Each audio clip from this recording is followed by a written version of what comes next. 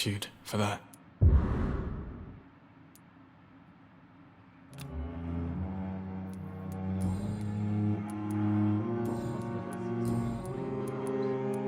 in the circumstances, I'm willing to give you the benefit of the I have to go now, sir. Good evening, sir. Doctor. Good evening, Doctor.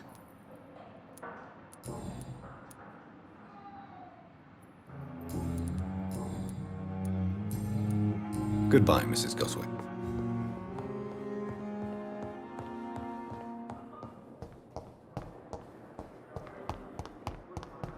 Daily routine.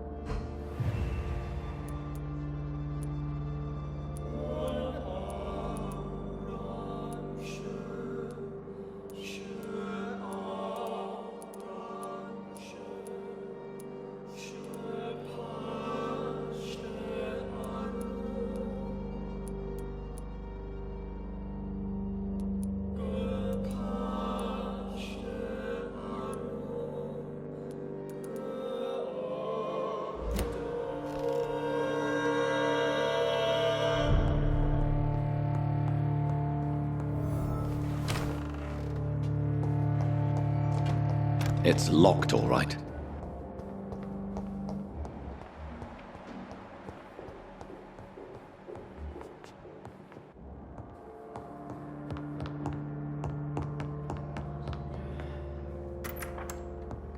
Please, Jonathan, come in.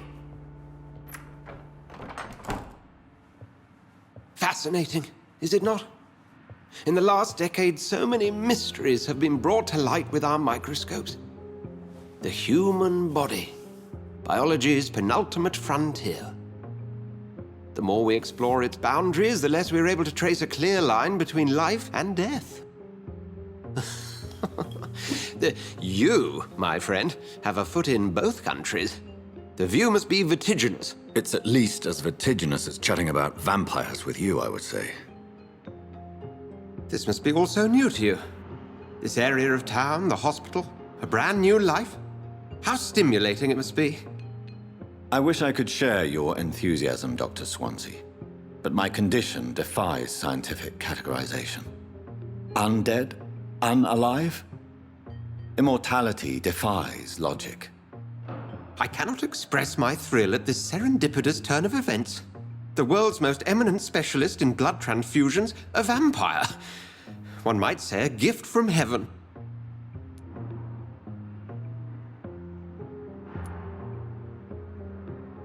It may seem strange, but your words have brought me some comfort here. Forgive me.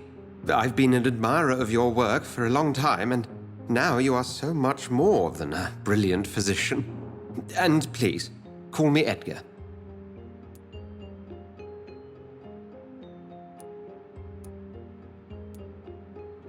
I'm not some doe-eyed student, Edgar. I understand we both have something to gain from this relationship. Very well. I have a task for you, Jonathan. Something that will require all your newfound skills.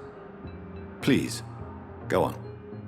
The Pembroke only survives through the generosity of our benefactors. Unfortunately, our main donor has found herself in a bit of a bind. Now, if you could help her out... A spokesman or politician is what you need. That's not my calling. And until I come to understand what has happened to me, I require discretion. Discretion is in order, Jonathan. Lady Ashbury has recently received rather indelicate correspondence that, if revealed, would jeopardize her position. And you would like me to eradicate this threat? By the stole, of course not. I would just like you to pay her a visit. Her ladyship is certainly near the tents outside, tending the sick. You can't miss her. Look for someone impossibly delicate. Accepted. I'll see what kind of trouble Lady Ashbury is in.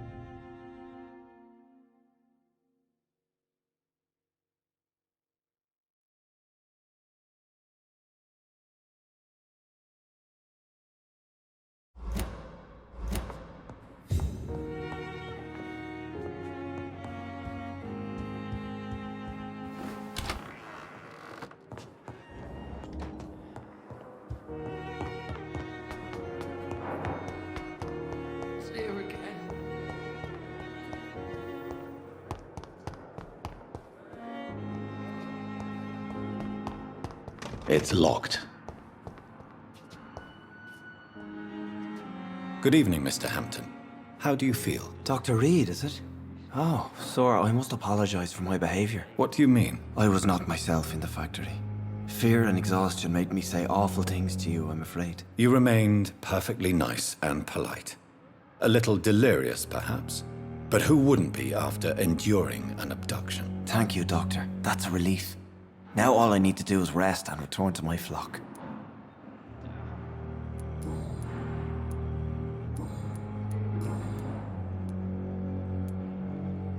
Do you know Tom Watts, the bartender from the Turtle? I met him before I found you in the canning factory. Tom? Yes, of course. Always the helping hand, good old Tom. Without men like him, corruption and despair would have wiped out the East End long ago.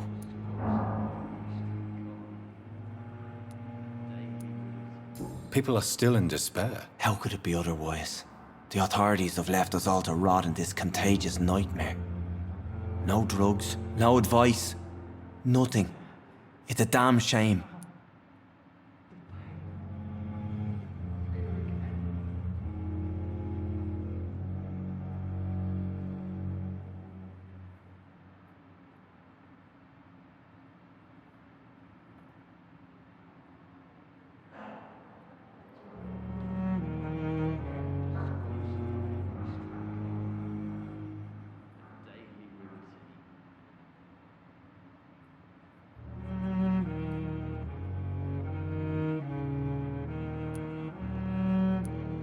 Who should I avoid in this part of town, then?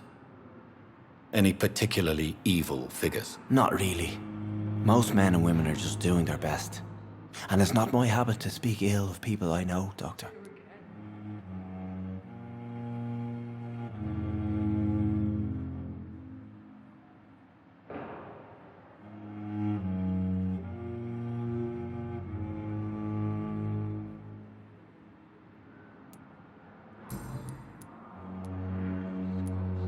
How did you end up in William Bishop's den? I had received alarming news about his recent behavior.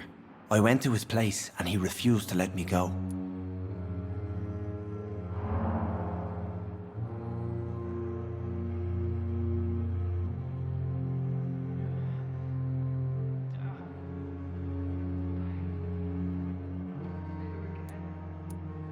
Why did he abduct you? William was an alcoholic. His addiction suddenly changed to blood. I don't know why. Just like a patient I met here. This Miss Hawcroft.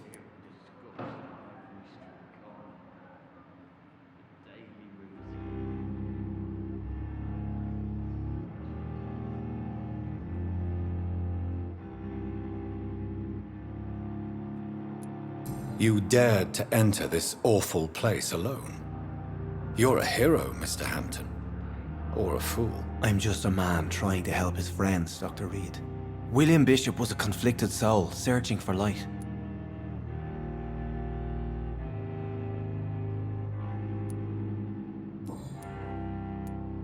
What is the general situation in the East End docks? The situation has always been tough, with a lot of tensions between the gangs and the Dockers' trade union. The Wet Boot Boys are very nervous since they lost their leader. Who leads the gang now? Since Clay Cox went missing, it's his wife Edwina who runs the show, with the assistance of her minion, Booth Digby.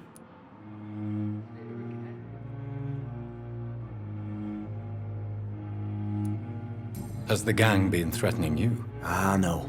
I've had this nickname for so long, you know, the sad saint of the East End. No one dares to bug a saint, not even criminals.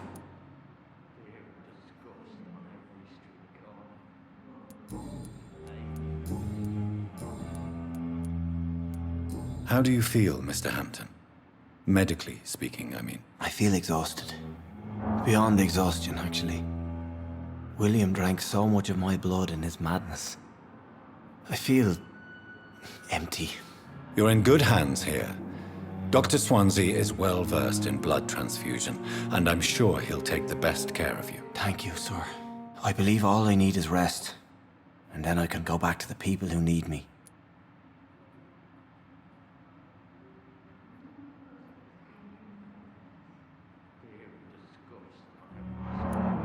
What do you do for a living, Mr. Hampton? I can't help but notice the cross around your neck. I manage a night asylum for the poor and homeless of the docks. And I try to guide the lost and hesitant on the right path to our Lord.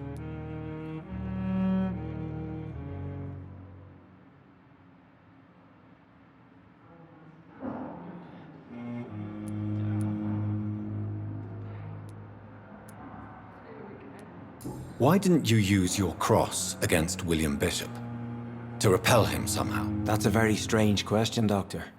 A cross is no magical token, if that's what you were trying to say. Not mine, anyway. Are you a priest, Mr. Hampton? A deacon, maybe? Not at all, Doctor. I'm just a man of faith willing to preach the good word. Have you made friends since you arrived? Not really, but I recognize Miss Harriet Jones. I knew her when she lived by the docks. That poor woman had such a miserable life. You never came to see her here at Pembroke? Receiving visits when sick can be an important part of the healing process, you know. We're not just bodies. You're preaching to the converted now, Doctor. To be truly honest, I thought she was dead. She left the docks many months ago. Goodbye, Mr. Hampton. We'll talk again later.